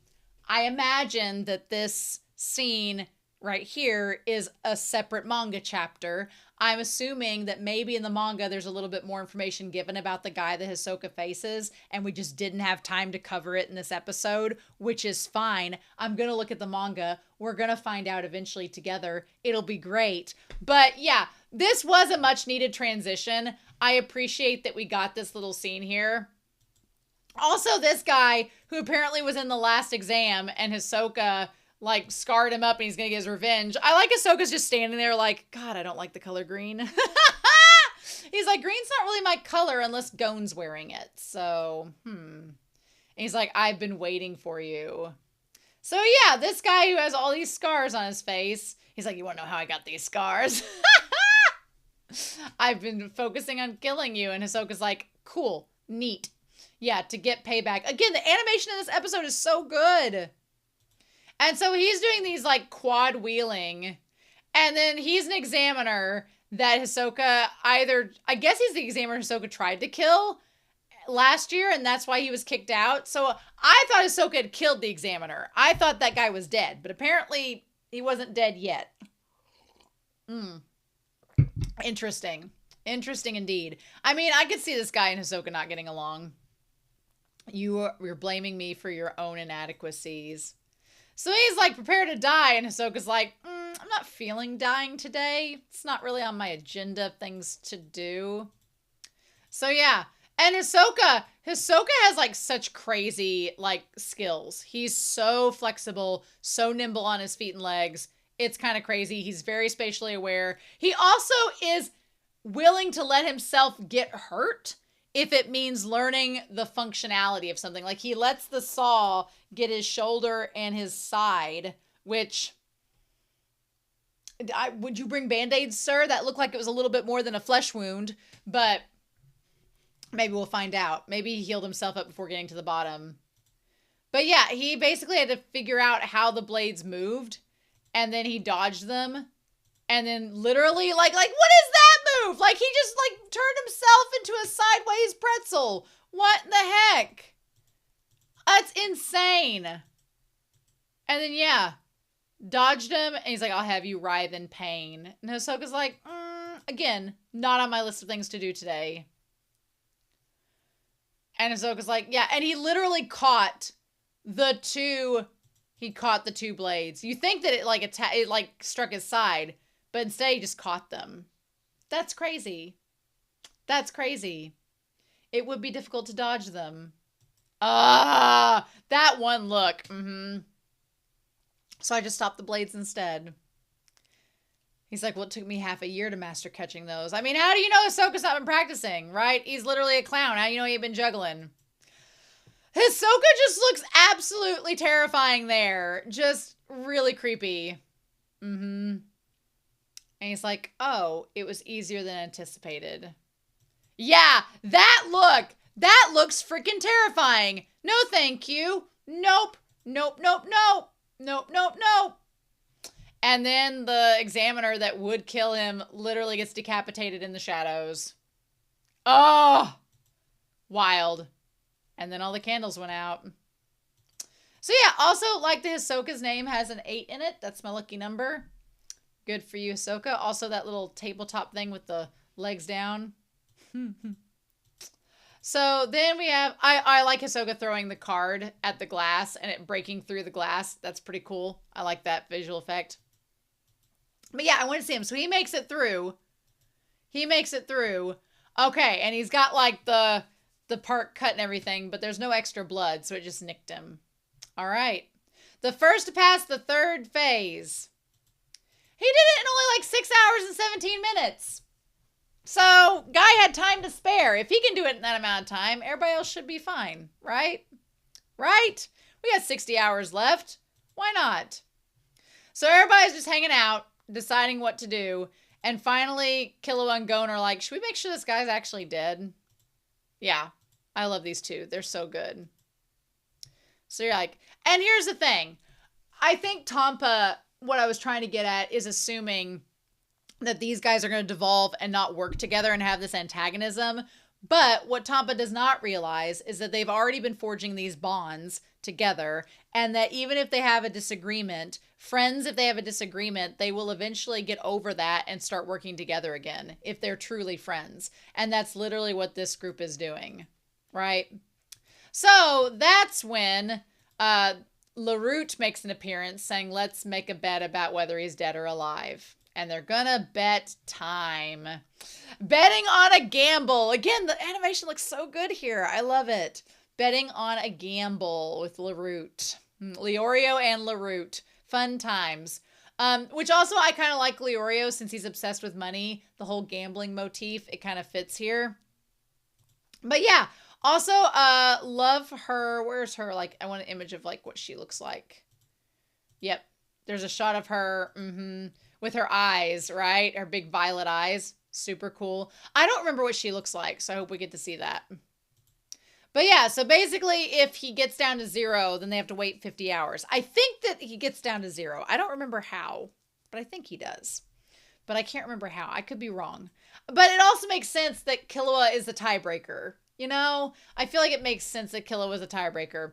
We find out that LaRoute is imprisoned for endangered species trafficking, animal trafficking, as well as illegal gambling. So this is right up her alley. And it says this chick is whack. Oh my God. I love it. And then, yeah, so then Kurapika tries to get onto Leorio, and Leorio's like, well, this is technically your fault. And Killua is there being like, hey, let's not fight amongst ourselves. And Gon's like, yeah, Mom and Dad, let's not fight. Love it. And then Tampa is all but assured that his plan is everything's going according to cake, right? So I really liked this back and forth with Leorio and them, especially, like, I love Leorio saying, if he isn't unconscious, I'll just kick his ass. Love that.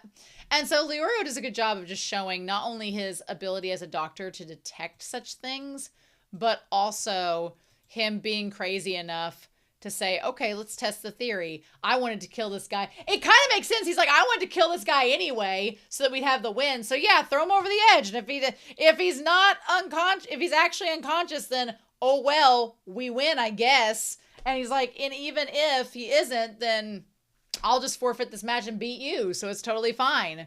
Like, Leorio was playing it really good. I don't know when LaRoute got this message over to Menage or whatever his name is, but he did manage to keep it in his mouth, so whatever. But yeah, I love the animation of this whole scene. And Leorio is pretty tough to just go and carry this guy all the way over to the edge, this big buff dude.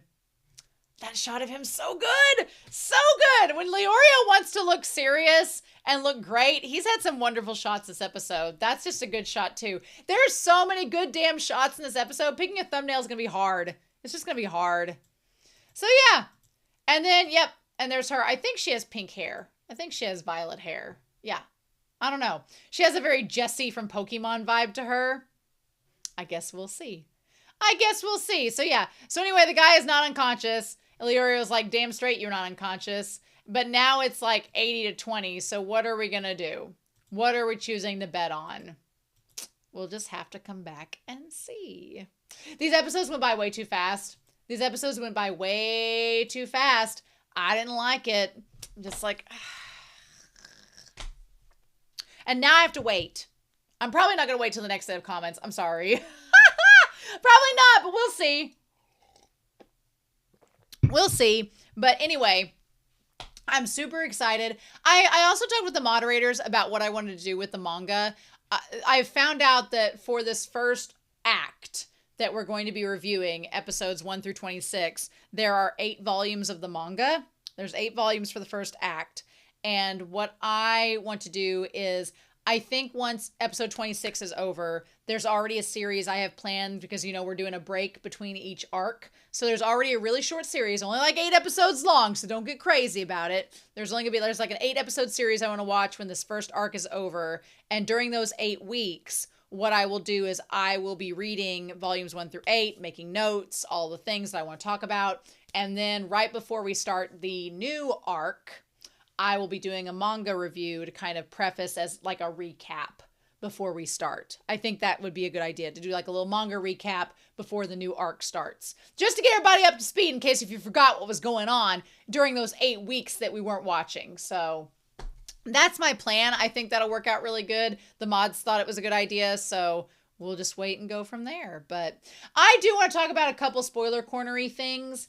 So not too much, but a little bit. So if you want to stick around for the spoiler corner, that would be awesome. But if you're not sticking around for the spoiler corner, then these episodes went by too fast and I need episodes 11 and 12 now. So anyway, if you're not sticking around for the spoiler corner, I hope you have a wonderful week. Please stay safe, take care, and I'll see you all back next week for episodes 11 and 12 of Hunter Hunter. As far as the spoilers go for this episode, it's mainly about the Phantom Troop. It's mainly from episode 9. Like I said in the episode, I don't remember. I did not remember how these matches went. The person in the very back that's up against Killua, I don't remember them at all. At all. So I want to imagine Killua was just going to kill them, but I don't remember them at all. I remembered the girl betting against Leorio, but I don't remember how it goes. Freaking Gon is so damn precious. It's not even funny. But yeah, I want to get to the Phantom Troop part because that, like I said in previous episodes, the Phantom Troop is some of my favorites. I freaking love them. So yeah, when we had the discussion about the Phantom Troop and the tattoo and everything, let me get to the shot of them. Now, I know that Kronos, I think is it Krollo? It's either Krollo or Kronos is the leader in the middle with the big thing. And all I remember is that Mozart plays and I was really, really hyped. That's the main thing I remember about him. I also remember, okay, so the first person, let's go from left to right. Either, look, here's the thing. There are two figures. One is on the very left, one is on the very right. I think the one on the very right is Hisoka, because I think Hisoka is part of the Phantom Troop. So I think Hisoka is the one on the very, very right. They also have a snatched waist, which makes me think that. I remember the girl. She has the spider's thread. She's the one that's holding the thread. I know her. Her and Hisoka have some moments, and I'm ready for that. That's some of my favorite stuff. I remember her. The big brawny guy, remember him, because he's with Krollo. And then the girl with the vacuum that has the tongue sticking out, she's one of my favorites. Her and the woman next to her with the gun, freaking they're my favorites. It's those two, the girl with the thread and Hisoka of the Phantom Troop. They are my faves. The others I don't quite remember as much, but I love the Phantom Troop. So I love that arc with Kurapika. So that's all a thing, right? But Hisoka's one of them. So maybe Hisoka's both of them on either side, and that's the trick. Maybe Hisoka is playing both of them. I don't remember, but what a great entrance. What a great way to just preview them to come. I love that. I'm also obsessed with Leorio being concerned for Kurapika. I'm so obsessed with it. I love his soft expressions with Kurapika. Shut up. I live for them. Yeah. The only other thing that I wonder is with the Hisoka chapter, the Hisoka part, if that is an extended scene in the manga, which I guess we will find out. But also him being super flexible is something to do with that damn gum. Which we'll get to eventually. But yeah, so not a lot of spoilers this episode. Here's my thing. I want to imagine, if I am remembering this as much as I can, I think they got down. I think Leorio loses and he gets down to like where there's like 2 hours left or something. It's like down to the wire. All I remember at this point is I think they like run to the end to get to the last one, or they're like chased, or there's like something's chasing them to the exit. I don't quite remember, but there's, for some reason it's like down to the wire. And I don't remember why, which is why I want to watch next week, because I'm like, I don't remember. So I want to go ahead and watch the other 2 episodes. Damn it. So, but I'll wait a little bit. I got other things I need to record on the channel, and then I'll get to it. So Yeah, I'm so excited to hear your thoughts down below. I've talked for almost an hour about this episode set, which is way more than I thought I would talk about it. So there's that. But anyway, I hope you all, like I said earlier, have a wonderful week. Please stay safe, take care, and yeah, I'll be back very soon with episodes 11 and 12 of Hunter x Hunter. And I'll see you then.